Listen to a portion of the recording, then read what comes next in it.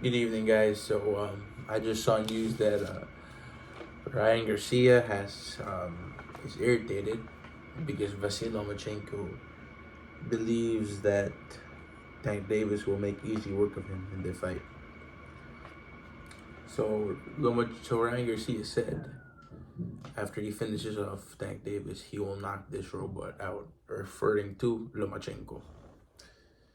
Now just the fight alone being at 136 pounds, I mean, forget Tank Davis' power and everything. Ryan Garcia is nowhere near, be nowhere near overlooking Gervonta Davis. Okay, and he's already going past his limits when he's trying to cut back to a weight division lower than he fought in his past two fights after saying, and I quote, "I can no longer make 135 pounds. I will be fighting at 140 from now on. If Tank Davis wants to fight, let's make it happen at 140." Then he agrees to a catch weight of 136 pounds. So that's just for me that's just, come on, man, seriously.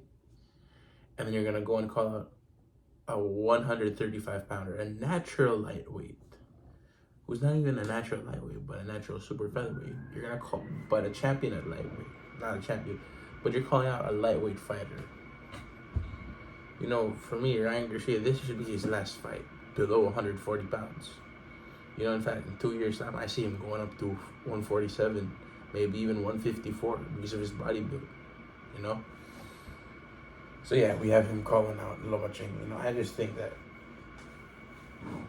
he should be looking at even if he loses to Tank Davis, he still has a lot of opportunities at 140 pounds. He should be looking at names like Josh Taylor, Regis Prograis, Rolando Romero, Teofimo Lopez. Who else? There's one guy I forgot, 140. Jose Ramirez. There, these are the names that he should be calling out. Because he himself said he's comfortable at 140 pounds. So I don't see why he's looking to go back to the lightweight division after the super fight against Tank Davis. Now, if he beats Tank Davis comfortably at that catch weight, then yeah, by all means, go for the Lomachenko fight. But to overlook Tank Davis is not something I would do. It's not. It's a mistake. But I hope despite these claims, he's still preparing. And it's one thing to overlook a fighter, and it's one thing to have to consider another fight after. But if I were him, I would just say 100% focus on the Tank fight. Honestly, it's just all negotiations. There's still nothing official yet. No posters, no contract signed, not even a freaking venue. And for my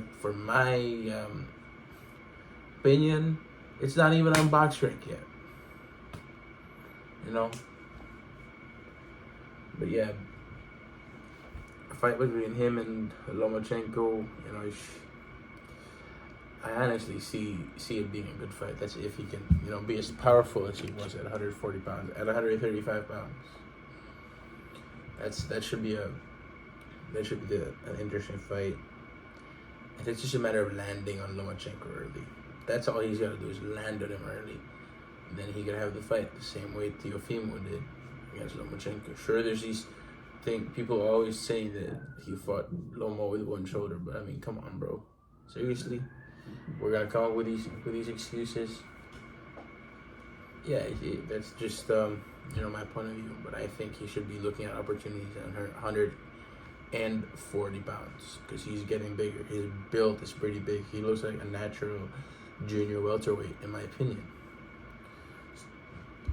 But if he wants to go back and campaign at 135, who am I to stop him? It's just an opinion.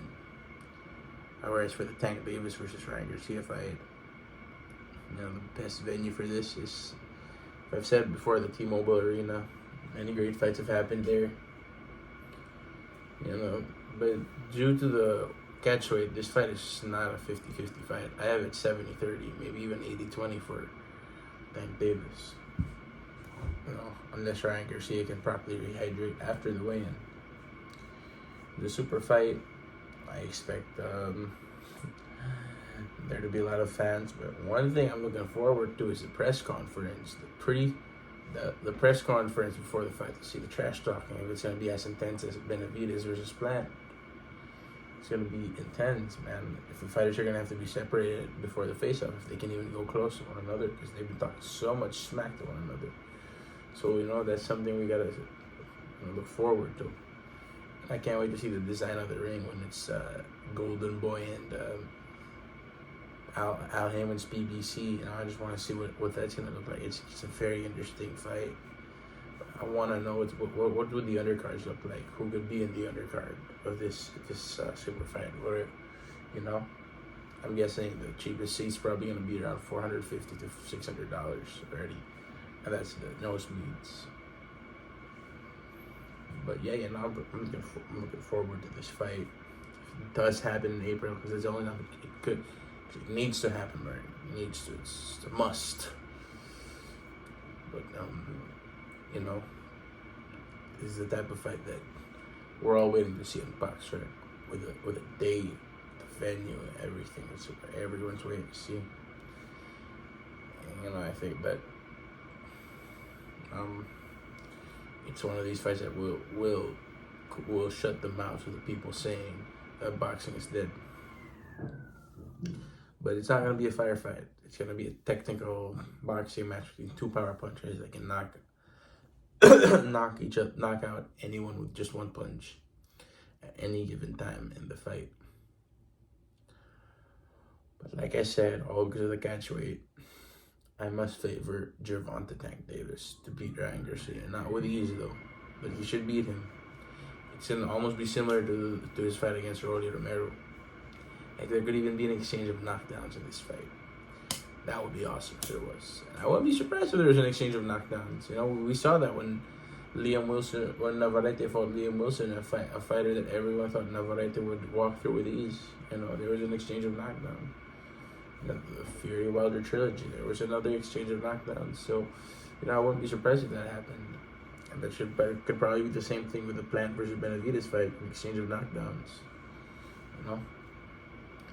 Like I said, Lomachenko said his opinion. Ryan Garcia got all fired up about it.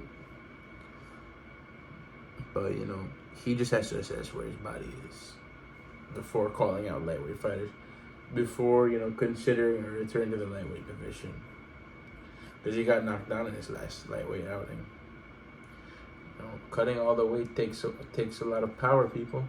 Even if you rehydrate properly, it's going to take a lot of power, a lot of strength.